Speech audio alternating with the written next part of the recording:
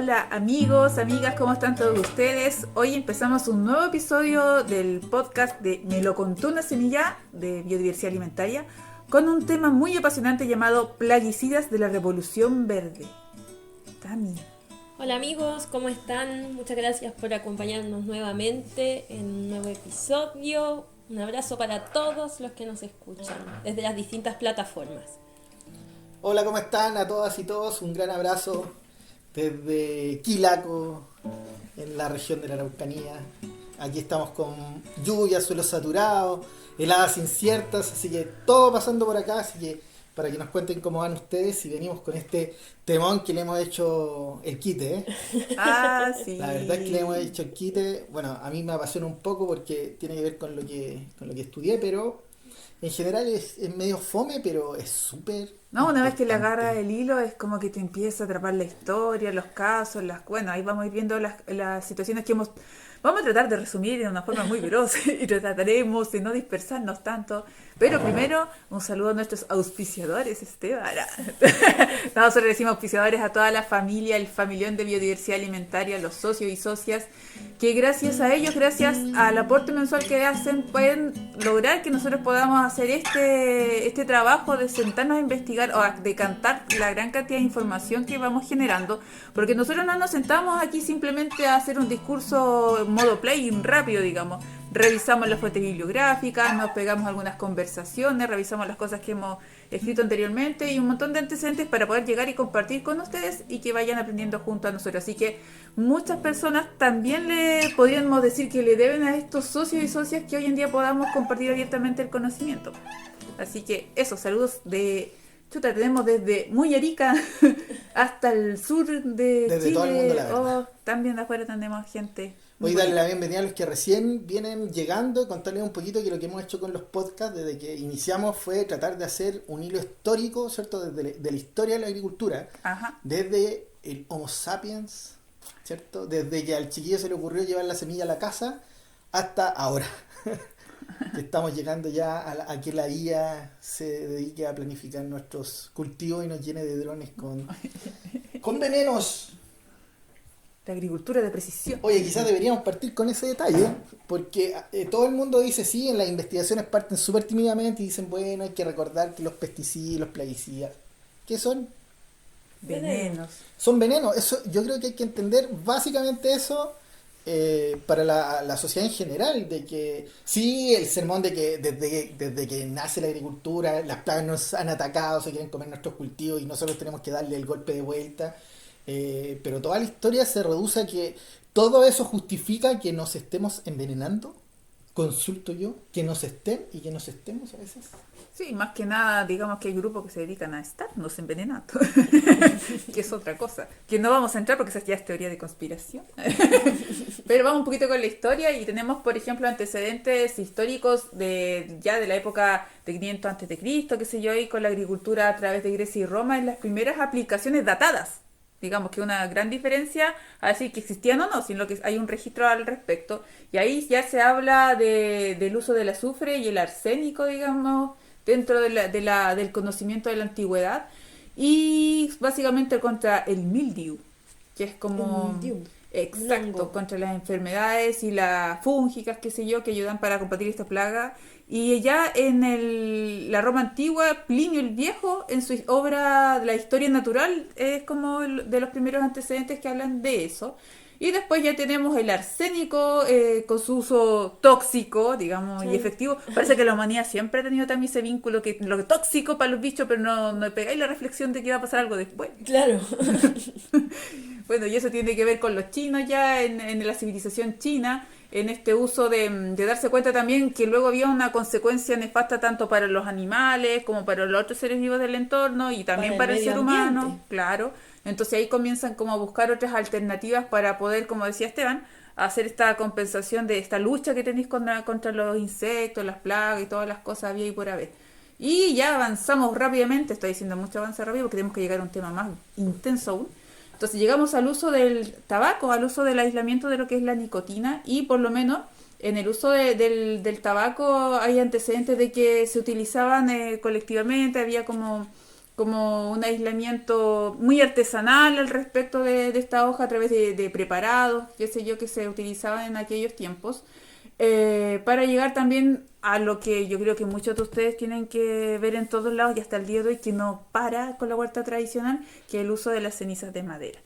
Como es un clásico y está datadísimo, con muchos años de antigüedad en todo el mundo, no importa cultura que exista, las cenizas de madera están presentes, los aceites vegetales y los extractos de las plantas también están presentes por el proceso de observación, que siempre las culturas, que aún persisten, digamos, las culturas originarias hablan de mucho del observar para aprender y para poder practicar, y bueno, esa es una premisa básica que se va utilizando en esta agricultura natural, del desarrollo de esta forma de cuidarnos de las plagas y cosas de ese tipo, deshidratando los insectos, así había un montón de técnicas asociadas en esos años, digamos, desde la América precolombina, Asia, qué sé yo. Y bueno, ahí saltamos ya a los aceites vegetales tipo el NEM. ¿Te acuerdas? Tú siempre hablabas del yo NEM. siempre hablo del NEM, sí, es que me encanta.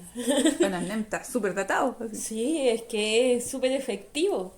De hecho, para la huerta urbana sobre todo se usa mucho, cuesta a veces encontrarlo un poquito, pero sobre todo para los pulgones, la mosquita blanca, etcétera, es súper efectivo porque uno lo aplica con un jaboncito, generalmente con jabón potásico, a veces viene mezclado y es fatal. Hediondo, pero fatal. Y ese es uno de los más antiguos dentro de las formas de cuidado que tenían con los plaguicidas, digamos, de la época natural, aún. Y aún dentro de ese conglomerado se encontraba el famoso piretro, que está dentro de los crisantemos, pero ahí hay un proceso como de extracción de este compuesto para poder realizarlo a través de lo que ya se hablaba de Persia y regiones vecinas en su aplicación en esos años, y luego es como el elemento que comienza a popularizarse poco a poco dentro de las corrientes, ya llegan de Europa, y tiene su andar ahí hasta llegar hasta hoy en día. De repente se retoma el tema y tiene varias aristas asociadas, pero hasta ahí llegaría como aún el contexto, entre comillas, natural de los plaguicidas. Y ya después empezamos a avanzar en el proceso más sintético, donde ya aparecen los referentes, ¿cierto? Estos agricultores científicos, un químico francés, por ejemplo, que buscando cómo se realizaba, por qué se hacía el tema con el tabaco, logra aislar la nicotina finalmente con un asunto ya más químico, facilitando el uso de esta como insecticida. Luego aparece también el caldo bordelés, que bueno, es una mezcla que es de cal y sulfato, que hasta el día de hoy se utiliza, ¿cierto? Pero la magia que tiene este caldo es que finalmente lo empiezan a utilizar los agricultores en los viñedos para evitar que les roben las uvas. ¿En serio? Sí, lo tiraban así porque era como algo que así dejaban el pillaje, porque finalmente, no sé qué es más peligroso, el ser humano o las plagas, pero de que le sacaban la uva, le sacaban. Entonces ellos tiraban su compuesto, una mezcla azarosa que empezaron a hacer y que les resultó que provocaba como un rechazo de la gente. Pero finalmente hay una persona ahí, que se me acaba de ir el nombre, ¿dónde lo dejé anotado? Que finalmente hace la observación. ¿Te acuerdas que estuvimos hablando, Esteban? Que fue un francés. Sí, ¿no? sí, que se me acaba de perder por acá, lo dejé anotado. Millardet, Alexis Millardet.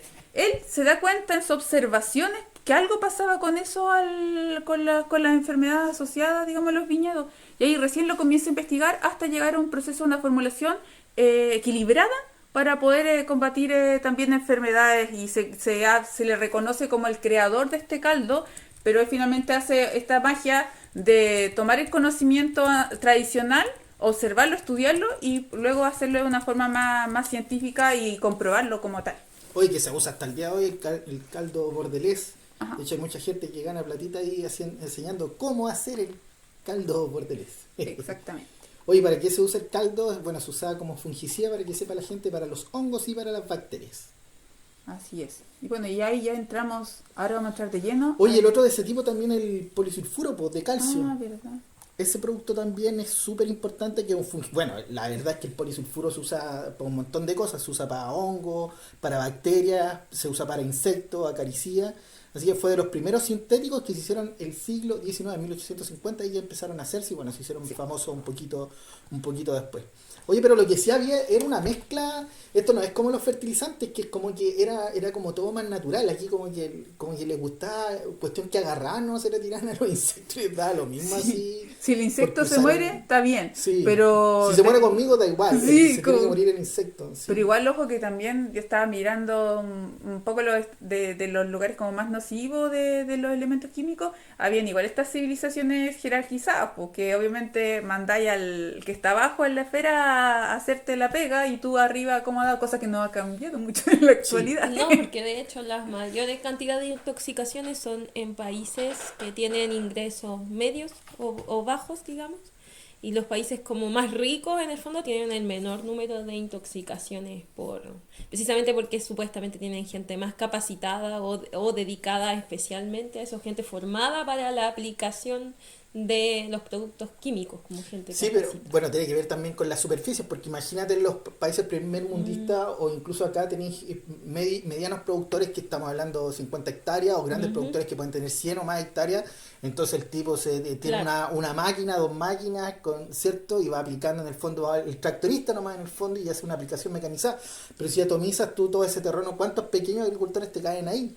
Cientos de Claro. pequeños agricultores y cada pequeño agricultor va a echar su propio veneno en su propio espacio y no lo va a echar con tractor, pues lo va a echar con su bomba a espalda y lo más probable es que lo va a echar con una máscara que lleva usando 6 meses o, Con la o misma con- ropa que se va para la casa a comer. Sí, Entonces, es bien También. complejo. bueno, al eso final. nosotros lo hemos visto en el campo, o sea, yo creo que todo el mundo lo ve en el campo, o sea, la falta de rigurosidad que hay. Mm, Porque aquí hay que entender el cuento, porque aquí siempre se dice, bueno, el principal problema que ha generado estos pesticidas son los problemas de aplicación, la falta de rigurosidad en la aplicación, pero, o sea, nos están pasando venenos, pues, chiquillos, o sea, es que Claro, es como un no tema usar de- mascarillas adecuadas, no usar guantes, no usar traje.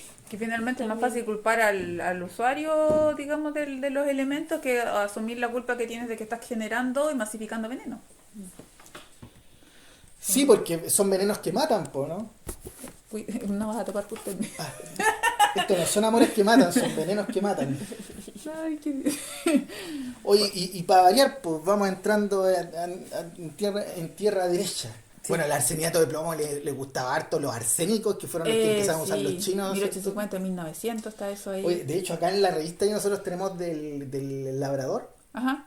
esa revista, bueno, pues dentro de los productos que se recomiendan para aplicar está el arseniato de plomo. O sea, imagínense, ya con escuchar arseniato y después ponerle plomo a eso, o sea, realmente era andar tirando venenos por el mundo. Pero no había pasado nada comparado a lo que se venía de alguna manera. Claro, de hecho el arseniato de plomo, o sea, siempre uno empieza a buscar las investigaciones, te dicen, el veneno no es la cosa, pero lo hicimos para salvarnos. Y en el caso del arseniato es una formulación que nace para salvarnos del escarabajo de la patata.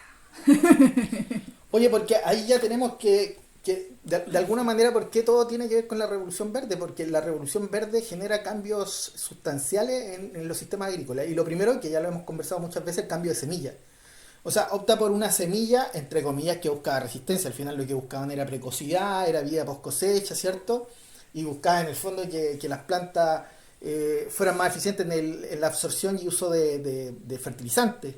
Entonces, como que ahí va el negocio. Y evidentemente cuando yo trabajo generando un híbrido que sea que tenga, o sea, que sea más resistente a la post cosecha, que sea más precoz, estoy alterando ciertas otras capacidades de esa planta y definitivamente yo lo debo decir como profesional que muchas veces me tocó asesorar en todos los productos que decían resistente a, o sea, en todas las variedades que me tocó, no resistente a fusarium, resistente a rhizoctonia, no sé, resistente a otras enfermedades, finalmente en la realidad en el campo es que se aplican igual. Nunca vi una variedad resistente que en el fondo no aplicaran con respecto a la resistencia, ¿no? Entonces, ahí hay un tema que mirado desde el campo genera cierta contradicción, ¿no? Entonces, hasta qué punto realmente tenemos variedad resistente. Yo no conozco una variedad resistente al tizón de la papa. No sé si ustedes la conocen. No, de hecho, te pero- acuerdas cuando el otro día cuando estuvimos revisando hasta un catálogo y decía que eran Completamente susceptibles a todo. Sí, sí, eso era una locura porque estábamos viendo las variedades modernas de papa, no vamos a decir los nombres, pero las variedades que se venden y eran, la verdad que Susceptibles, sí. casi a los gritos. Ay, pero O sea, eran dijeron susceptibles a los no. gritos. Pero que se supone, es que eso es lo que uno dice. Primero te dicen que se supone que hacen mejoras en la genética de la semilla porque para resistir el hambre mundial y toda la cosa. Y después también te dicen que hicieron una mejora en todo el tipo de fertilizantes para, obviamente, también el hambre mundial y toda la cosa. Y ahora es una mejora, digamos, en el proceso de los plaguicidas para ayudarte a que la planta resista y tú nuevamente hambre mundial. Pero siempre es el mismo discurso, entonces al final uno dice, ¿a cuál de las fichas hay que apostar? ¿Son todas juntas o depende cómo va la conveniencia? Pero bueno, finalmente con este último elemento que estaba hablando Esteban, del arseniato de plomo, se dieron cuenta que era tóxico. ¡Qué novedad! No, había una cierta Mira tú. persistencia, una acumulación, algo le pasaba a la cadena alimentaria, los animalitos, qué sé yo, había una toxicidad humana en los animales, bla, bla. Bueno, dijeron, hay que empezar a reemplazarlo gradualmente. Todos hicieron algo muy brillante, esto es ironía por si acaso, y lo empiezan a reemplazar por los organoclorados, o sea, el famoso DDT aparece aquí. Sí, pues bueno, ahí hay que entender que, a ver, entre 1940 y 1950 se produce un cambio sustancial y de alguna manera eso marcaría un hito en el control de plagas a nivel mundial y es cuando se masifican estos productos neurotóxicos, ¿no? Ujú. Que actúan en el sistema nervioso central y bueno, dependiendo de la familia, del grupo químico, tiene distintos puntos de acción, pero finalmente son todos neurotóxicos. Y ahí tenemos que nombrar los primeros que aparecen, que son los carbamatos, los órganos clorados, ¿cierto? Y los órganos fosforados, que eran realmente increíbles, pero bueno, el DDT tiene una historia particular. Sí, sí, o sea, el DDT está vinculado al tema de la malaria, por ejemplo. Ahí está la excusa. Y ahí está, es lo que lo mantiene vivo hasta el día de hoy, cada vez que se ha tratado, porque la cantidad de contaminación que genera de toda la arista que uno quiera poner, ahí está entre medio, es tan criticado, es impulsor, digamos, como el detonante de un personaje que vamos a hablar un poquito más adelante, y hace la bomba de lo que es la regulación así a nivel internacional contratada y un montón de cosas que comienzan a suceder, pero siempre se defendió bajo esta premisa. O sea, el uso del DDT hace que se mueran estos bichitos que provocan la malaria. Esa es la gran excusa generalmente para mantenerlo con vida hasta el día de hoy. Sí, porque tiene ahí pues, con el tema del dengue, ¿cierto? Que tiene que ver con todos esos transmisores del virus Zika incluso, ¿no? También Del el dengue, virus la Zika. malaria y todo eso. Bueno, el DDT se usó y eso fue la excusa de alguna manera que hizo que se masificara tanto. Pero ¿cuál era el otro tema? Es que era de una fabricación, el DDT usa productos sumamente asequibles, súper a la mano. Entonces es un producto barato y muy fácil de hacer que evidentemente por la cantidad de volumen debe haber significado un enorme negocio para la empresa, ¿no? Pero creo que el DDT demuestra rápidamente y cortamente en lo que iba a terminar esto. O sea, de hecho se le destaca la bioacumulación que tiene dentro de la cadena alimentaria y adhiriéndose a los tejidos grasos de los organismos y de especie por especie. O sea, todo en la cadena va acumulándose, digamos, hasta que llega al ser humano. Tiene obviamente un impacto importante dentro de lo que es la fauna también. De hecho, hubieron especies que estuvieron amenazadas de aves porque generó un tema con el calcio para ellas, como un halcón peregrino, el águila calva, que tuvieron la cascareta más blandita, entonces tuvieron mucha pérdida también de sus pequeños. Y bueno, y hace su granito, aquí aparece toda persona que se califique como defensor de alguna forma del medio ambiente debería de leer a la gran Rachel Carson, ¿cierto? Sí. Que aquí es ella quien aparece haciendo la primera alerta con datos duros científicos frente al DDT y otros plaguicidas que generan finalmente todo un movimiento social mundial para respuesta de estos plaguicidas. Que Rachel Carson escribió varios libros, pero como el más icónico, por así decirlo, es Primavera Silenciosa, se llama, que lo pueden encontrar por ahí en la web. Yo creo que es súper importante, igual como haciendo una pequeña pausa, explicar que cuando hablamos de plaguicidas, ¿cierto? Nos referimos a herbicidas, insecticidas, fungicidas, nematicidas, rodenticidas, o sea, está todo metido ahí, ¿cierto? Molusquicidas, reguladores de crecimiento, exactamente, coadyuvantes, o todo sea, está metido en el tema todo de está metido en plaguicida. la palabra La plaguicida. feromona. Para atacar distintos clases de insectos, o sea, hongos, insectos, nematodos, todo eso. Oye, pero es que todo se resume en SIDA, po, ¿no? Sí. O sea, me refiero al SIDA con C, o sea, SIDA con C, porque sí. al A final, las SIDAs. al final la cuestión es humanicida igual, porque si vamos analizando la cantidad Bueno, de muerte sí. asociada, sí, y ya nos van a hacer con el mismo tema, ¿se acuerdan que la semilla moderna salvó al mundo de la hambruna? Después el nitrógeno al final salvó al ser humano de la hambruna. Ahora vemos que finalmente lo que salva de la hambruna y volvemos al mismo paquete tecnológico de siempre. Exacto. O sea, Bueno, y decir que no solo es como el efecto en el caso, por ejemplo, de los insecticidas que atacan un insecto en sí, sino que tiene toda una consecuencia ambiental también, porque muchas veces los insectos que no son objetivos de estos también se ven atacados, ¿cierto? O sea, todos los insectos benéficos, hablemos de las abejas, hay ácaros que se comen a los ácaros fitófagos y al final igual terminan siendo afectados por estos productos. Entonces provoca, como decía Clau, las aves, los peces también han sido hartamente reportados, la contaminación del suelo, del agua, o sea, ni hablar, o sea, es toda una cadena de consecuencias lo que trae el uso de estos plaguicidas. es que hay un tema, pues que es la ampliación o la amplificación que se llama del producto, que en el fondo se va acumulando en la cadena trófica, porque en el fondo ustedes tienen, pongámosle que, no sé, yo aplico, o sea, pongamos, esto es lo que pasa, yo aplico en un campo, esto se lava, se va por la napa freática, Claro. ¿cierto? Llega al mar, en el mar el plancton, ¿cierto? Sí. Es el primero en contaminarse, entonces el plancton toma un poquito del DDT que había, pero, ¿cierto? Viene un pescadito chico, pero come mucho plancton. Claro. Entonces empieza a acumular, ya empieza a aumentar. Después viene un pescadito más grande y se come ese pescadito, pero se come a muchos pescados que a la vez comieron mucho plancton, entonces el producto va aumentando en el fondo. Sobre todo en la los que son concentración. lipofílicos, que son los que se almacenan en los tejidos grasos. O sea, todos esos plaguicidas que tienen efecto lipofílico es que le gusta la grasa, por eso se almacena en todas las membranas biológicas, en todo el tejido graso de cualquier animal, incluidos nosotros, y permanece ahí. Eso es lo más grave, digamos. Y otra cosa que se me había olvidado de mencionar es que también el uso continuo y repetitivo de muchos de estos productos genera resistencia en los mismos insectos. ¿Y qué provoca eso? Digamos que el agricultor use dosis mayores para poder atacar este insecto u hongo que es más resistente, o que use productos que son mucho más tóxicos que el anterior que estaba usando, ¿cierto? Y eso lo hemos visto también muchas veces. Recuerden que hay muchos insectos que se reproducen obviamente mucho más rápido, hay otros que tienen reproducción partenocárpica que se llama, es decir, que no necesitan reproducción sexual para poder perpetuarse. Entonces, lógicamente, como su ciclo es más corto y más rápido, van a generar resistencia mucho más rápido. Oye, ojo, hay que decir un detalle, que el DDT llevó prácticamente la extinción de las águilas calvas, los halcones peregrinos y los claro, pelícanos pardos, o sea... Sí, eso lo había dicho la Clara. En una laguna de tu De la laguna mental de... Ya está.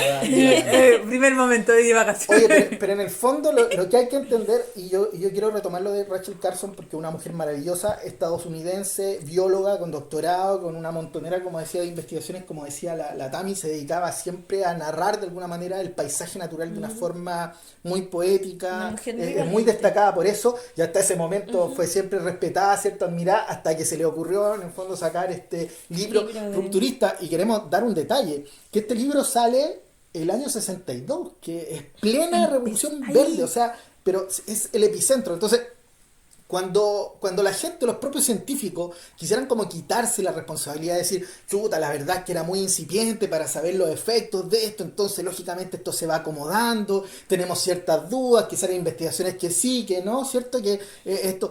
Porque siempre los científicos le dan el beneficio de la duda. Lamentablemente siempre tenemos el científico solo o acompañado y por su pareja defendiendo a todo el mundo, mientras la manga de científicos lamentablemente está trabajando para, oye, estudiemos este producto, que este ingrediente activo, que aplicar, cómo controla esto. es lo mismo que está pasando en Chile, que uno puede encontrar unas pocas profesionales que en el fondo están generando esta información de la toxicidad y el peligro que genera el pesticida. Y ojo que es lamentable porque Rachel Carson murió en el año 64 de cáncer, muy penosa la vida de ella, pero en todo ese proceso fue absolutamente vilipendiada por el mundo académico. La humillaron, contrataron unos tipos que eran súper elocuentes y en general suele pasar que los grandes científicos que son los más destacados no tienen una personalidad avasalladora, ¿no? Entonces la trataron muy mal, la humillaron mucho y finalmente el único que la pescó entre comillas fue el difunto y gran John F. Kennedy. Y bueno, ganó el premio Nobel el año... No, olvídenlo. O sea, los creadores del DDT ganan el premio Nobel. Sí, sí, olvídalo. El creador Del DDT, po. y el creador de el señor Haber, ¿cierto? Ah, que claro, inventó al también. final los gases que mataron a la gente en la Primera Guerra Mundial. Bueno, se lo ganó Obama, bueno, se lo ganó Henry Kissinger. O sea, vamos a dar un listado. Entonces, la verdad es que es una locura. Pero es súper interesante porque ustedes pueden acceder al libro, se llama Primavera Silenciosa y lo pueden encontrar en la web, buscarlo. Sí, claro. Y saben que es un libro sumamente técnico, pero la tipa tiene una bibliografía pero eterna. Pero aparte explica cada uno de los detalles de cómo se iba a meter estos productos, que entre comillas decían, no, lo estamos estudiando recién, pero detalló y de alguna manera profetizó lo que iba a suceder, y de hecho por eso se llama Primavera Silenciosa, porque en el fondo narra que ya no se escuchan los sapos cantar, ya no se escuchan las aves, porque en el fondo no, los grillos no van a cantar, porque en el fondo toda esta liberación de, como decimos nosotros la química, la caja de Pandora, de esparcir los químicos por todo el mundo iba a traer impactos enormes. Han encontrado en ambos Ártico Norte, o sea, en ambos polos del mundo han encontrado restos de pesticidas, de clorados, de fosforados, y uno dice quién aplica acá, y que vienen, imagínense, de la zona tropical. O sea, y eso es lo lamentable, que estos productos vuelan, estos productos nadan, estos productos flotan, y en el fondo, y ahí es donde radica la gran irresponsabilidad de esta agricultura industrial, ¿no? Que con la excusa de decir que nos quiere alimentar, de que hay que matar las plagas, de que hay que aumentar el rendimiento y todo, no mide absolutamente ninguna consecuencia y le damos duro y parejo. Vamos sacando productos, vamos inventando, cambiémosle el nombre a esta cuestión, movámosle una molécula acá, pongámosle otro Mezclemos nombre. también. Completamente. Porque, o sea, hay algunos que son, pero una bomba. Completamente. Y al final la culpa es de quién, la culpa es del viejito, un Juanito que no se le puso la máscara. Sí, lógico, hay que capacitar en ese sentido y todo. No, pero... y las otras acciones que tienen de superéticas, que es prohibámoslos acá, porque somos el primer mundista, pues, obvio, pero los producimos y los vendemos por allá. Es En verdad. América y en África. Eso también es... Bueno, y miren una de las frases de Rachel Carson que decía que toda esta industria química literalmente dice, dicha industria es hija de la Segunda Guerra Mundial. Así es. ¿Qué tal? Porque ahí explotan, o sea, oye, imagínense que, ¿para qué vamos a hablar de estos productos? Y la Segunda Guerra Mundial, pensamos en los nazis, ¿cierto? ¿Qué producto usaron? O sea, de hecho, en un podcast anterior estaría bueno que también a los que no lo han oído vayan para allá. No recuerdo cuál de todos era, que era el de los fertilizantes, pues obvio. Ahí aparece como la vinculación, que es la misma, se repite como el padrón de que se hace una formulación para la agricultura, pero tú le cambias unas cositas en las fichas de las mezclas y resulta que sirve para el otro lado, para hacer un elemento de guerra, alguna. Así que por ahí lo pueden echar una mirada también. Y bueno, Chile no es la excepción tampoco en nuestra hermosa historia. Sí, pues porque mira, sin ir más lejos, los órganos fosforados que se sintetizaron en 1820, o sea, bien antiguito, el uso agrícola después partió en los años 40 y échenle en que se usó, po. O sea, los gases neurotóxicos que le costaron la vida a cuántos judíos. Ay. O sea, es una locura cómo ha estado asociada el mundo de los plaguicidas a la muerte en realidad. Estamos viendo las muertes indirectas, ¿no? O sea, muertes que lo sacan de la cuestión y ahí van a matar y después, resulta que este servía también para matar bichos. Lógico, si mató a personas, ¿no? Entonces, y sin ir más lejos también tenemos el caso del gas, ¿cómo se llama? El gas naranja. Ay, la gente no. El agente naranja, ¿cierto? Que se usó en la guerra de Vietnam. ¿Se acuerdan? Sí. Millones, se estima que 3 millones de personas murieron directamente por la aplicación del agente naranja, ¿no? Que usó Estados Unidos. Como en el fondo que era en el fondo la mezcla de dos herbicidas, entre los cuales está el 2,4-D, que es un herbicida sumamente tóxico, y ojo que está registrado en Chile dentro de los 1000 y tantos productos registrados. e inscritos en Chile seguimos usando el 2,4-D, que es un producto que se usó para matar a tanta gente. Después dijeron que le habían metido una toxina, ¿cierto? Que lo había hecho más tóxico, sigue siendo tóxico. Y imagínense que la excusa en el fondo, que era en el fondo desfoliar la selva para que los vietnamitas no se pudieran esconder ahí, ¿saben lo que hacían después? Le aplicaban a los campos de la gente, a los campos de arroz, a los campos de alimentos. Esa es la historia, lamentablemente, de los pesticidas, y como lo dice Rachel Carson, es una herencia de la guerra en el fondo. Pero siguen matando de forma pasiva. Oye, y ojo, que hay un detalle, que los productos químicos, ¿se acuerdan que habíamos hablado? Nada se crea ni se destruye, que era el planteamiento que de nuestro amigo que se nos fue, ¿cierto? Que era el padre de la química en el fondo. Que en el fondo cuando liberamos un químico, no es que, Persiste, desapareció. claro, Sí, persiste. se hizo humo, le tiré DDT. Entonces ahí es donde viene la historia, que dice que los productos, hay algunos productos que se degradan, ¿ya? Y se degradan, ¿no? Por los microorganismos que están en el suelo, se degrada con el agua, se degrada con el sol y todo el asunto. Pero el DDT tiene un pequeño detalle, po, que se degrada en DDD y en DDE, que son productos mucho más tóxicos. O sea, imagínate, estáis tirando un veneno y ese veneno se transforma en un veneno peor en la cadena trófica, en los sistemas ecológicos, una barbaridad. Pero no, que salvamos al mundo y todo el asunto, y que el caso el caso de estos famosos insectos y mosquitos. Y bueno, ahora están haciéndose mosquitos, ¿cierto? Que es lo que sea, de Bill Gates, que está haciendo mosquitos. La agricultura de precisión. Después vamos a ver otros productos que han ido apareciendo que podrían reemplazar fácilmente el DDT, pero no son. ¿Por qué? Porque no tiene la patente, no la tienen las principales empresas. Y bueno, ahí tenemos los productos estos que son los fosforados, y todos estos, como decíamos, actúan a nivel neurotóxico. O sea, que la gente entienda que cuando... Y ojo, que no solo estos, porque tenemos los primeros que eran neurotóxicos, que son los organoclorados, organofosforados, los carbamatos. Después aparecen los piretroides, que se empiezan a masificar, ¿cierto? Que viene de la piretrina. De hecho, los piretroides, para que sepa la gente, los tenemos muy presentes en las casas. Eso, el a RAID. eso quiero llegar. El RAID está es básicamente... Casi jardín y todo. Exactamente. Oye, pero imagínense, vamos a contar la historia de algunas viejitas que salen con el RAID Casi Jardín a matarla, a controlar plagas, pero noten lo que produce. Noten lo que produce. Cuando tú vas a aplicar un insecticida, ya ponle una permetrina, una lambda cialotrina, todo. Bueno, generalmente los piretroides terminan en trina, ¿no? Y resulta que si yo lo aplicara en el campo, voy a aplicar, no sé, un karate, que es el más clásico de los la abuelita piretroides, meta karate, y los nombres que le ponen, el karate. Entonces, resulta que uno tendría que cumplir con todas las normas, el traje, ¿cierto? La máscara, ¿cierto? Claro. Protegido, los lentes, todo el asunto, guantes y toda la cuestión. Pero como es Casi Jardín, yo llego y lo aplico, lo tiro así nomás, po. Y el jale que te lo encargo, po, o sea, y es súper complicado. Y duele la cabeza la presencia, pues cuando uno se mete a un invernadero que la gente ha aplicado, De uno hecho, sabe nos por pasó- qué. Sí, cuando nos pasó que nos empezaba a doler la cabeza, así como en la parte frontal. Sí. Y era eso finalmente, porque es un olor muy particular también. Oye, y los piretroides también son neurotóxicos, ¿ya? Entonces, oye, ¿y cómo matan los neurotóxicos? Les vamos a contar cómo mueren los insectos. Y ¿saben qué? Como que da menos pena, porque cuando tú sabes que usaron estos productos para matar a otras personas es como tétrico, ¿no? Es como lamentable a lo que puede llegar el humano, ¿no? Pero convulsiones, Ajá. ¿cierto? Temblores, Sí.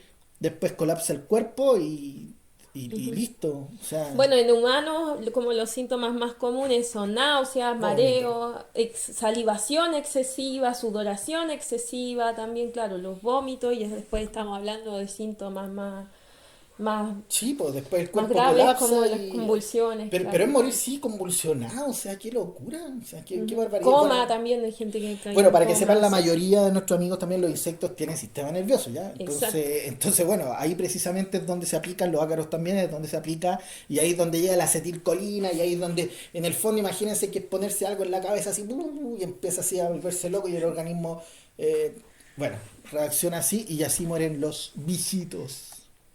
Oh, Maldita. De hecho, imagínense que, bueno, hablábamos de de los trabajadores agrícolas, ¿cierto? Que hay que capacitarlos también y que muchos tienen este problema, digamos, de que no usan la mascarilla, las antiparras y todo eso para aplicar productos. Y fíjense que en el mundo, cada año 25 millones de trabajadores agrícolas son intoxicados por plaguicidas. 25 millones de trabajadores agrícolas. Y bueno, Chile no está ajeno a eso. O sea, es más que todo obviamente. Chile, porque en Chile, ¿cuántos somos habitantes? Somos menos de 20 millones, imagínate, como todo Claro. Chile y más. Claro. Bueno, el CITUC, que es el Centro de Información Toxicológica de la Católica, ¿cierto? Entre el año 2006 y 2015 recibió casi 23.000 casos Wow. de envenenamiento por plaguicidas aquí en Chile. Wow. De esos, miren qué impresionante, porque uno pensaría que esto es más que nada agrícola, ¿cierto? Pero de esos 23.000 casos, casi 7.000 fueron por plaguicidas agrícolas. Los otros 16.000 fueron por plaguicidas domésticos. Qué locura. Y de los que están dentro de la categoría, digamos, de los casos por plaguicida agrícola, un 12% fue por causas laborales, el otro 12% fue por suicidio y el 7% por accidental, digamos. O sea, imagínense. Y bueno, otro dato que digamos desde la década, si consideramos que desde la década del 50, cuando se introdujeron los plaguicidas en plena Revolución Verde, ¿cierto? En la agricultura, desde la década del 50 a la actualidad, ha habido 14 millones de muertes por suicidios por plaguicidas. Imagínense qué impactante. Sí, una locura. Y el tema de la conciencia, y por eso estamos haciendo este podcast, que no vamos a hacer segunda parte, porque en la segunda parte queremos ayudarlo para no terminar todos deprimidos aquí. Pero mira, hay un estudio del CIPER, que es súper interesante, que pueden buscarlo, que con respecto a los plaguicidas, y noten lo que dice. Voy a leer una frase: en Chile, la educación en la sociedad respecto a la implicancia de los plaguicidas es mínima. Cuando se viaja a zonas de alta producción frutícola y hortícola es posible observar grandes carteles a la orilla de los caminos anunciando las bondades del uso de uno u otro tipo de plaguicida, pero quienes leen estos anuncios no advierten la implicancia que los químicos pueden tener sobre la salud de las personas. Eso, nosotros que viajamos, ¿cierto? Sí, Sale, bueno, lo el vemos karate todo. y imidacloprid y salen con nombres de dioses griegos y esos nombres bien llamativos, el Troya y sale un troyano. O sea, es una barbaridad, ¿eh? Y volvemos a la historia para acá. Es lo mismo que con los fertilizantes. Uno dice, ¿realmente somos tan dependientes de estos productos? Y ahí es donde el problema de la Revolución Verde es que estos tipos, y lo volvemos a decir, al cambiar la semilla cambiaron todo el sistema productivo. Entonces, se produce un desequilibrio enorme, ¿no? Nos ha tocado ver a mucha gente de producción orgánica, que eso es otro tema que podemos hablar después, pero que ha estado a pillas con plagas, y nos ha tocado en algún momento, hace muchos años atrás, asesorar a personas orgánicas que tuvieron que eran o mantenían la cuestión o vendían la cosa más barata, no sin certificación, pero buscando qué aplicar. Y a veces, como no tenían idea, aplicaban los productos de categoría 1, que eran los más tóxicos. Entonces, lo que hay que entender acá es que si no hay conciencia, no va a haber conciencia, porque precisamente nosotros que estudiamos en la universidad tampoco nos genera esa conciencia. Es como que no, hay que aplicarlos bien, hay que cumplir con la normativa, después el doble lavado y todo el asunto. Pero, o sea, por favor, díganos que son productos que producen daño, enfermedad. O sea, hubiera sido súper importante que como profesionales nos dijeran esta investigación, que por lo demás están haciendo profesoras de la Universidad de Chile, ¿no? Que hicieron estudios también en la región del Maule, ¿cierto? Donde han visto restos de pesticidas. En España y en una montonera de otros países se están haciendo estudios y se encuentran restos de pesticidas en orina, de productos que ya no están registrados, de productos que se supone que no tenían, no se concentraban, que se degradaban rápido. O sea, de hecho, cuando viajamos por carretera, ¿sí? ¿Cuántas veces vemos ahí en los parronales, en las viñas, aplicando la maquinaria a plena luz del día, muchas veces con viento, ¿cierto? O a pleno sol. O cuando trabajábamos en el norte, ¿te acuerdas? Cuando aplicaban ahí a la uva, al lado del colegio, exactamente. Y en horario escolar, o sea, es increíble la inconsciencia. Bueno, de hecho, uno de los datos que delatan estas profesionales que de la Universidad de Chile es precisamente uno de esos temas era que se intoxicaron los niños que estaban al lado de unos colegios en la séptima región. De hecho, imagínate que los casos que atiende el CITUC, el 42% son casos de preescolares que se han intoxicado, o sea, casi el 50%, imagínense, de intoxicados con plaguicidas. O sea, otro artículo que igual podrían buscar, que todavía está presente ahí en la web, es un artículo de investigación que igual sintetiza los mismos casos que estaban comentando, porque estaba con CIPER y aparece también citado CIPER. Cito también un reportaje que hizo la BioBio, y ahí aparece también por los riesgos a la salud, donde desde el año 2021, donde habla que Chile autorizó 99 plaguicidas prohibidos en Europa y 40 de ellos son altamente peligrosos. Y cuando el investigador le encara, claro, a la institución responsable, que en este caso que es SAC, le señalan que básicamente están prohibidos en una parte de lo que es Europa, en otros Claro. países no, y pero igual como que igual se funciona, igual se utilizan y no hay ninguna reflexión ni un proceso que evidencie que SAC tiene algún proceso de análisis para ver los riesgos a largo plazo, que incluso pueden ser cancerígenos dentro de la población y también generar problemas reproductivos. O sea, cancerígenos, reproductivos, muchos producen incluso diabetes tipo 2, ojo. Malformaciones. Malformaciones congénitas, hay muchos plaguicidas que son disruptores endocrinos también, o sea, tenemos Cancerígenos. un montón de síntomas neurológicos, como hablaba antes, o sea, está asociado a Parkinson, a enfermedades neurodegenerativas, o sea, imagínense, es un montón de... Pero es que volvemos a la crítica con el mundo científico, porque en el fondo, ¿qué es lo que pasa? ¿Por qué no se prohíben esos pesticidas si ya hay? Porque resulta que sale un estudio, después te salen 10 con otro diciendo que no realmente no puede asociarse a eso. Y es solo poner el ejemplo del caso de las colmenas, que podemos hablar que hay una gran discusión ahí con respecto a los nicotinoides, pero también se sigue en la cuestión, si ya hay un montón de estudios que asocian la muerte de las colmenas, de los colmenares, ¿cierto? El colapso de los colmenares por la aplicación de neonicotinoides, pero siguen saliendo investigaciones que dicen que no se puede relacionar directamente. Y aquí yo les quería mencionar que pueden buscar, hace poquito nomás salió este artículo de la Universidad de Chile, la profesora María Teresa Muñoz de la Escuela de Salud Pública y la profesora Gabriela Lankin de la Facultad de Agronomía de la Chile, y ella hace un estudio increíble ya donde dice que se siguen encontrando niveles elevados de productos que habían sido prohibidos, que ya se supone que no se podían usar, y que miren, están vinculados a trastornos de salud mental, cognitivo y reproductivo. Qué locura. Entonces, imagínate, dice, el uso de pesticidas como el clorpirifos afecta los mecanismos de los neurotransmisores, provocando síntomas depresivos y aumentando el riesgo de suicidio. Y yo creo que ahí tú también nos podís dar esa información de lo que nos habías dicho de los suicidios, pero... Imagínense que, dentro de los métodos más frecuentes de suicidio, en segundo lugar están los plaguicidas. Es súper importante eso. Primer lugar, ahorcamiento. Segundo lugar, plaguicidas. Estamos hablando en el mundo. Y bueno, los plaguicidas también el método más frecuente en los suicidios que al final no son consumados. O sea, tienen una tasa muy importante. Y respecto a eso, por ejemplo, en Sri Lanka, en la década del 90, este país tenía las tasas de suicidio más altas en el mundo y se tenía constancia, digamos, de que los pesticidas eran la principal causa de esto. Entonces el gobierno lo que hizo fue retirar progresivamente distintos plaguicidas, y imagínense que eso a lo largo de 20 años, después de que se prohibieron estos plaguicidas, redujo la tasa nacional de suicidios en más de un 70%. O sea, se salvaron cerca de 93.000 vidas, ellos dicen, y esto dicen, y no hubo consecuencias, digamos, del rendimiento en la agricultura. En la República de Corea, entre el año 2006 y 2010, una quinta parte de los suicidios era por plaguicidas. En el 2011, Corea promulgó una ley de prevención del suicidio y se canceló el proceso para registrar, para vender el paraquat, que el paraquat es un herbicida. Y esto dio lugar a un descenso entre el 37 y 48% de los suicidios. Y también dicen esto, no se observaron efectos adversos en el rendimiento agrícola.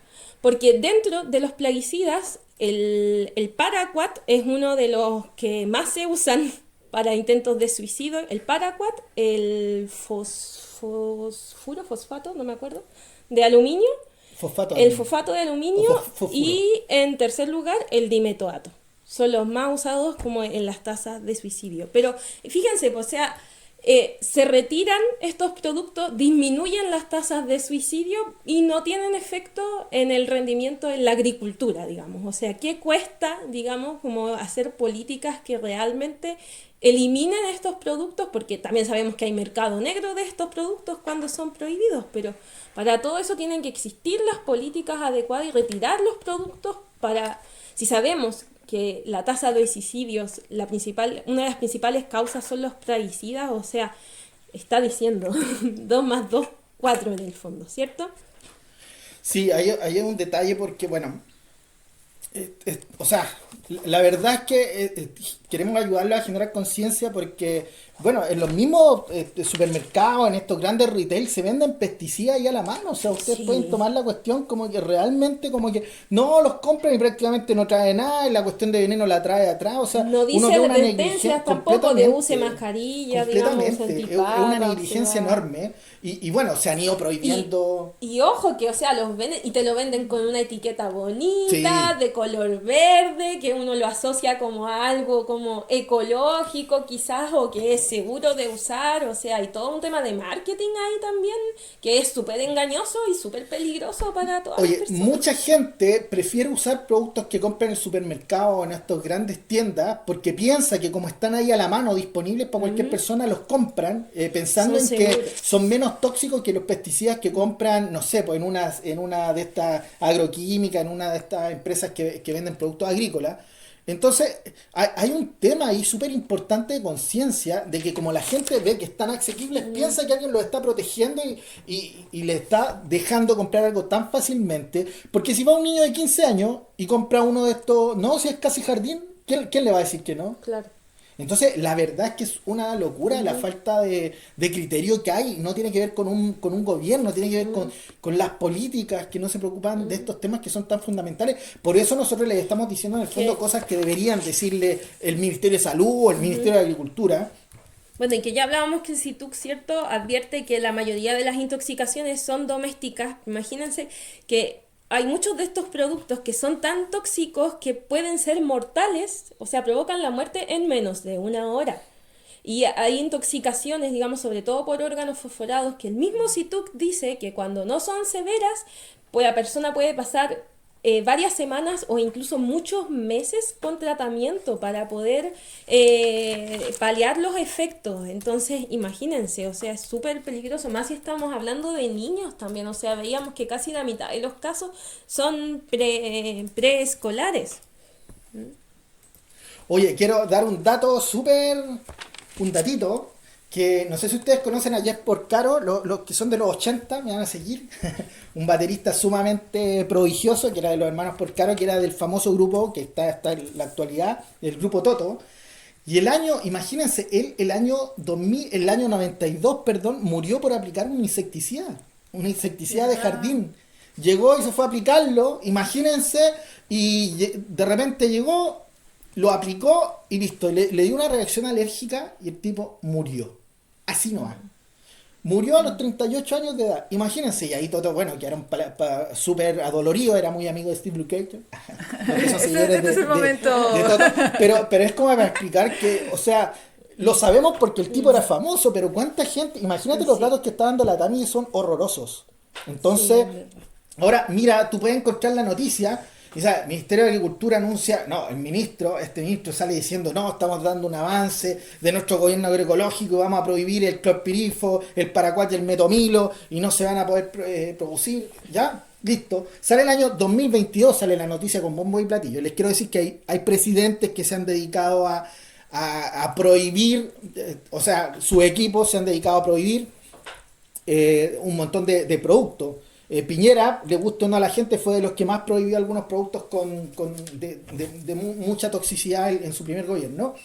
Y resulta que suena bonito, pues, pero cuando se prohíbe el uso de un pesticida, para que sepan ustedes que se está prohibiendo la fabricación, la importación y la exportación, pero úselo hasta agotar stock. Claro, hasta agotar existencias le llaman Sí. en el fondo. O sea, que imagínate, yo soy la empresa Monsanto, no, la empresa DuPont, la Dow, Anasa. que son igual de tóxicas. Y llega y me dan el datito y me dice, oye, ¿sabéis que están presionando ahí para ya el clorpirifos? Lo vamos a descartar, ya no van a poder fabricarlo desde el próximo año. ¡Pum! Me pongo a fabricar, me hago un cerro Un de búnker productos, de- un búnker de productos y los tiro al mercado. Eso no tiene ninguna regulación. Pero miren el detalle. El año 2022, con bombo y platillo este ministro diciendo, no, ya vamos a abordar este tema y de que la visión... Y miren, y el año 2024, en el mismo estudio que les digo yo de la profesora... de la profesora María Ortiz. Lankin, ¿cierto? Y la profesora Muñoz. Y miren lo que dice la profesora. A pesar de la prohibición de ciertos plaguicidas peligrosos como la sinfonmetil y el paraquat que nos estaban nombrando, su uso continúa debido a permisos renovados. Es fundamental aplicar el principio precautorio y promover intervenciones basadas en el conocimiento local para buscar soluciones efectivas. Imagínense. O sea, el 2022 ya nos están dando la buena noticia, pero aquí la profesional nos dice, a pesar de la prohibición, que nos están dando el paraquat, que es un producto, un herbicida sumamente tóxico, de muy, muy amplio espectro, en la competencia en el fondo del glifosato. Entonces, ¿qué es lo que pasa ahí? Que hay una, lamentablemente, no sé, la regulación, si esto no tiene ética, si no tiene moral, estamos súper complicados. Porque por eso les digo, si anotáramos la cantidad de profesores, investigadores que están dedicados a sacar principios activos, a validar un producto, a validar otro, a hacer estudios del impacto de este pesticida en tal plaga, una montonera.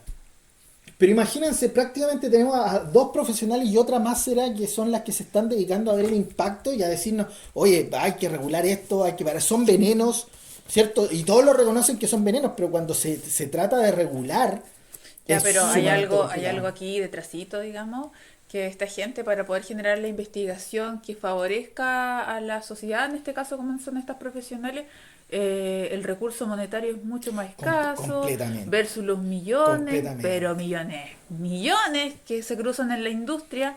Entonces ahí entramos a una instancia que yo, por ejemplo, voy a traer un tito a nivel mundial. Pues. Como decía la Tami, los plaguicidas son distintos tipos de plaguicidas y solamente, por ejemplo, el más popular, que son los herbicidas, tiene una producción global en toneladas de 1.700.000. Y Ah. sus ganancias van a entre los 25.000 millones para allá arriba, los dólares que están dando vueltas. Y como su empresa, la que la encabeza, como bien lo nombraste también, Esteban, está la Bayer, está BASF, está Syngenta y está Dow. Dow. También son las que DuPont. encabezan. Claro, pero en la escala como productiva, Ah, sí, porque sí. estos tipos se separan, pues si el negocio se arregla así, están los herbicidas, están los que están encargados de los Claro. insecticidas, están los que tienen que ver con los fungicidas, los rodenticidas y los bioinsecticidas, y todos siempre son industrias millonarias, que obviamente tienen que ver con estas empresas que son transnacionales, con sus sedes en distintos lugares estratégicamente hablando, que pueden o no producir y vender en el mismo lugar, en el país de donde estén de origen, o pueden también, si es que están prohibidos en el lugar, porque ellos no pierden, lo sacan y lo venden a otros países. De hecho, hay muchos también artículos en el diario El País que se cuestiona la ética de llegar a prohibir dentro de la Unión Europea una gran gama de estos plaguicidas, pero se van y se comercializan libremente en lo que es en África y en América Latina. Exacto.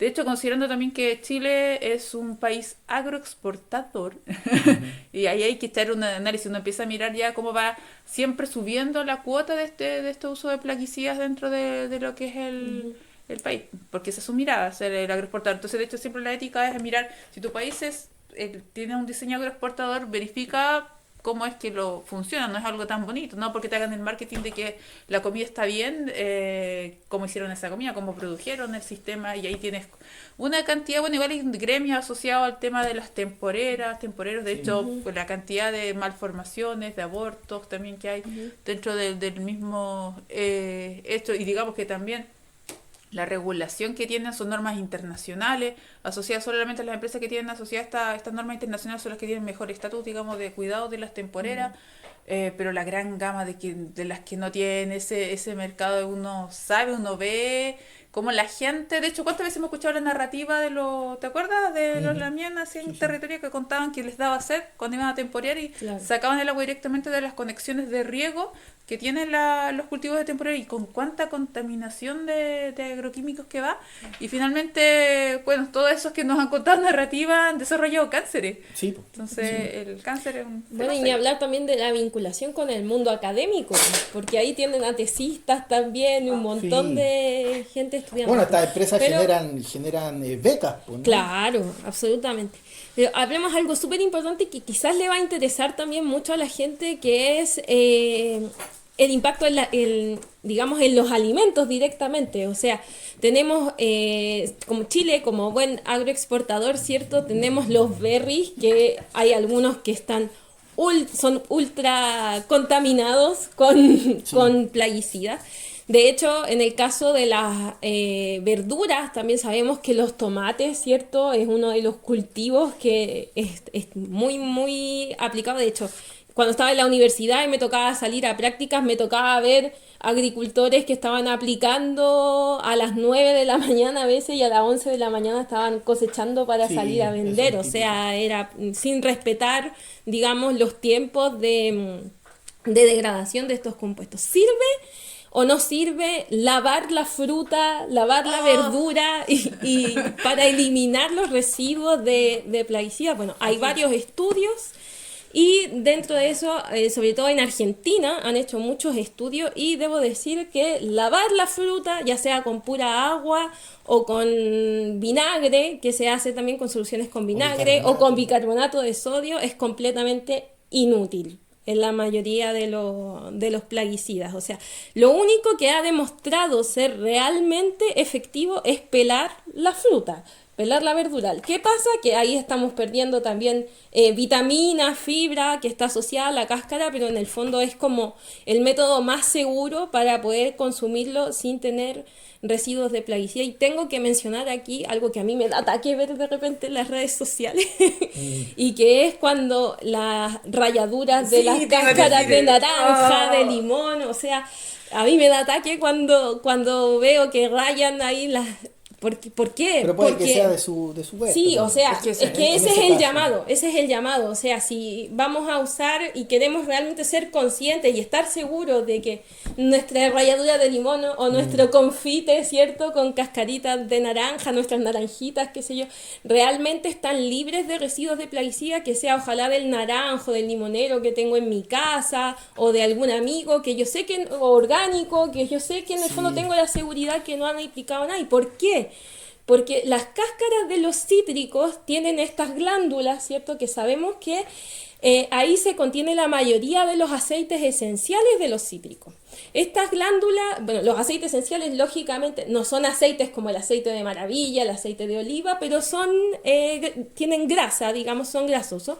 Y muchos de los plaguicidas que son lipofílicos, es decir, que se absorben en las grasas, se mantienen en No, los estas clorados, los glándulas. fosforados, O sea, sí, pues tenemos el imidacloprid, el clorpirifos, sobre todo, que son muy lipofílicos y que se Fosforados, usan, neonicotinoides. digamos, para pulgones, mosquita blanca, los cítricos. Otro producto que se usa es el imazalilo, que se usa para evitar la podredumbre cuando se almacenan los cítricos, Sí, para que evitar ahí el viene otra penicilio. turna de aplicación. Y eso precisamente genera una capa de cera en el fondo y tapa las glándulas de los aceites esenciales y hace que el producto permanezca más tiempo ahí. Entonces, en el fondo, cuando nosotros rayamos la cáscara de cítrico, estamos liberando todos estos aceites esenciales, por eso es que es tan aromático y con el consecuente producto que está ahí, residuo de producto que está ahí. Sí, bueno, referente a lo que tú dices, Tami, los neonicotinoides, quiero explicarle que ya habíamos hablado de los más antiguos, de los 40, después se masifican los piretroides, y después en los años 90 aparecen este famoso grupo de insecticidas que son los neonicotinoides, que de alguna manera venían a solucionar el tema de la toxicidad, de la persistencia, de la bioacumulación de estos productos tan tóxicos. En toda la etapa Y- es lo mismo. Sí, porque finalmente llegamos a productos neurotóxicos, ¿cachai? ¿No? Entonces, después ahora tenemos a las amidas, las diamidas, que son otro grupo que también son neurotóxicos.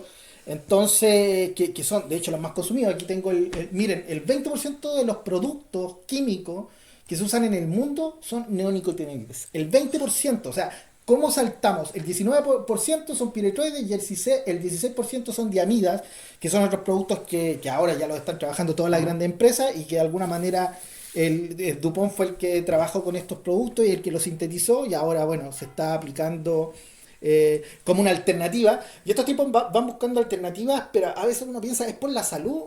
Y uno termina en la conclusión porque finalmente terminan afectándonos igual a nosotros y al medio ambiente, es por la resistencia. puro pensando en los insectos. Entonces, como los principios, estos grupos químicos ya generaron resistencia, porque ya los insectos ya ni pescaban a los carbamatos, a los fosforados, la gente tenía que aumentar la dosis y ahí se producía más contaminación. Entonces, bueno, ya uno de los grandes problemas ambientales es precisamente la resistencia a pesticidas. Lo que está generando a nivel mundial es enorme. Entonces, estos tipos van cambiándolo por otras familias, ¿cierto? Y que si bien pueden solucionar el tema, ¿cierto? De que el insecto no sea resistente, pero y el tema de la salud de los aplicadores, de los consumidores, el tema de la salud del medio ambiente, la contaminación de agua, bueno, está más que estudiado. Y yo lo quiero decir que definitivamente los neonicotinoides son la principal razón de este problema que están teniendo las abejas. El colapso. Y los polinizadores en general, pues no solamente las abejas, que igual siempre de repente hay un tema ahí con las abejas en que son muy importantes, por supuesto, pero el tema de que pone en riesgo digamos, la alimentación tiene que ver con toda la gama de polinizadores en general, no es solo la abeja, es la que más conocemos. Hay una cantidad muy grande de polinizadores nativos que han perdido su nicho de alimentación por la deforestación, digamos, por la aplicación de estos mismos agroquímicos y al mismo tiempo también por el desplazamiento que le van generando estos polinizadores que van trasladando de un lugar a otro asociados a un tipo de cultivo en particular. O sea, hay que reconocer, estos productos son increíbles porque tienen lo que se llama un knockdown, matan muy rápido al insecto, pero por otra parte son sistémicos, ¿no? Entonces se meten al sistema de la planta los mueve desde la raíz a través del xilema a todo lo que tenga líquido.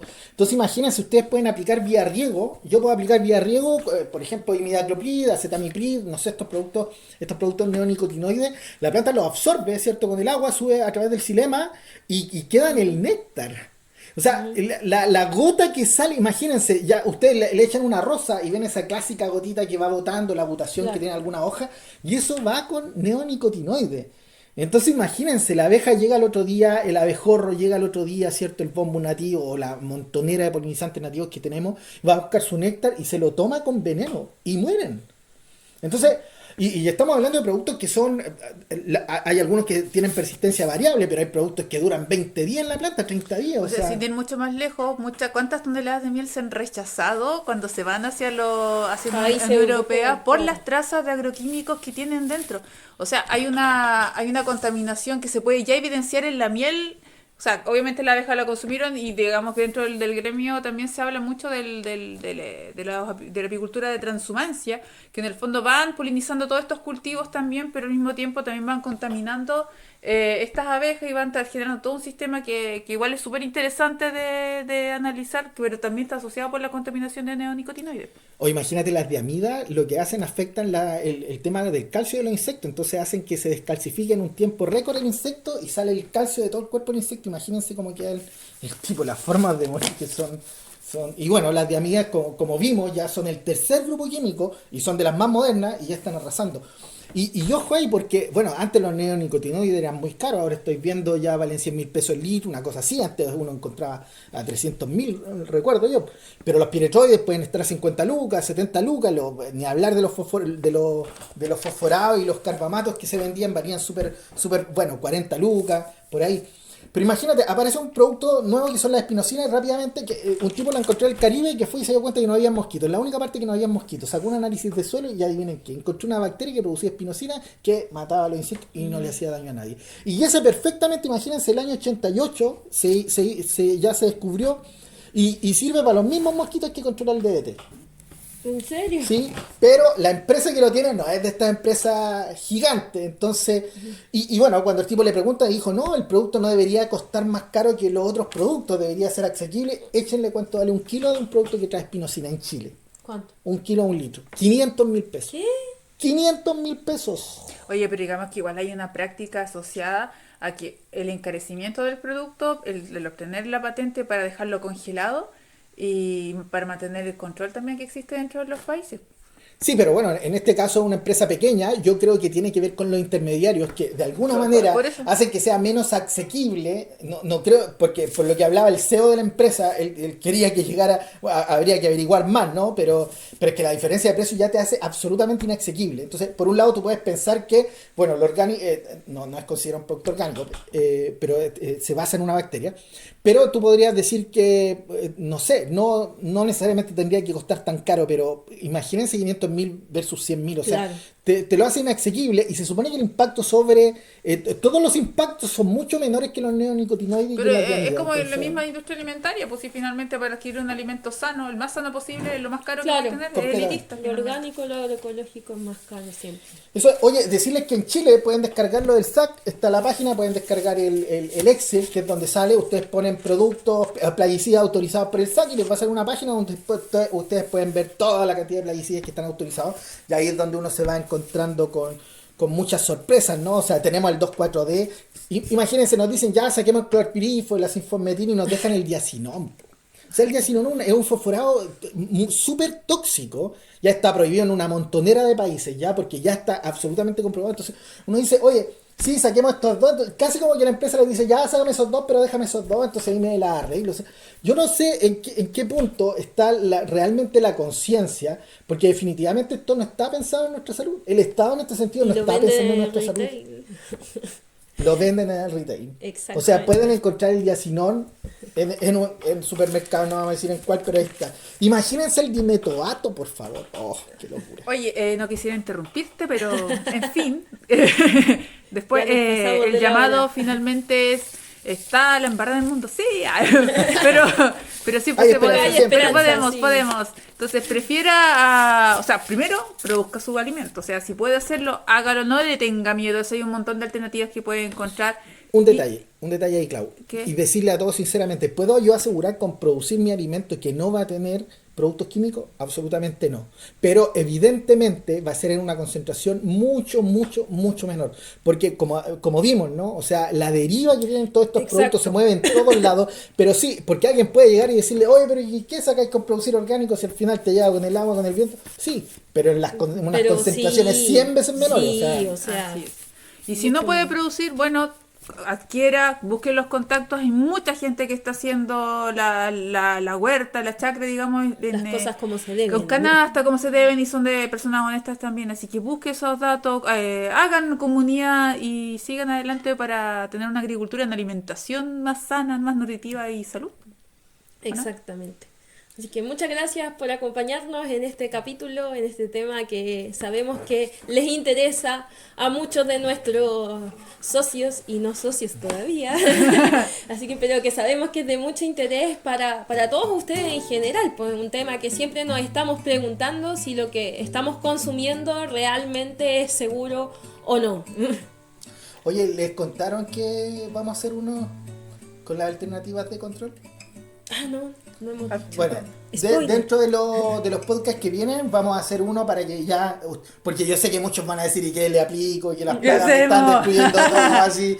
No sé, pero hay muchas alternativas. Les vamos a enseñar algunos datos súper prácticos. Me van a creer que hay algunos insectos que controlamos matando al primer puñado que llega. Con eso les digo todo. Cuando mandan a los 300, cuando las plagas mandan... Tiene mucho que ver con la biología. A todos nos molesta matar a otro ser vivo, pero es la verdad. O sea, son ellos o nosotros. Pero quiero el último detalle. Todo esto tiene que ver con los monocultivos. Ah, O sea, sí. habían un montón de insectos que no eran daños, que no eran plagas, pero lógicamente, si tú le pones una comida Sí. en 1000 hectáreas a un insecto que come esa comida, ese insecto, cuando tiene comida, igual que el ser humano, aumentó la comida y ¿qué pasó? Aumentó la población. Sí, porque Es exactamente en un eso. policultivo perfectamente podemos convivir con muchas plagas sin que sean una molestia en verdad al final para producir, para comer. Exacto.